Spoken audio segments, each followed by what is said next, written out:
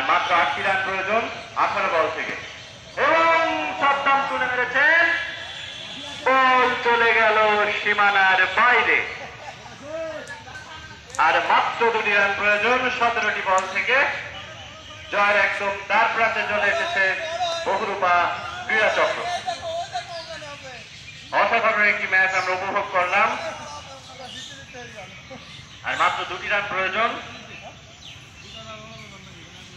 College প্রান্ত থেকে bowling এর জন্য আসছেন বোলার। আর একটি ছয় এবং এর মাধ্যমে খেলার সমাপ্তি। অসাধারণ একটি খেলায় জয়লাভ করল বহুরূপা ক্রীড়া চক্র।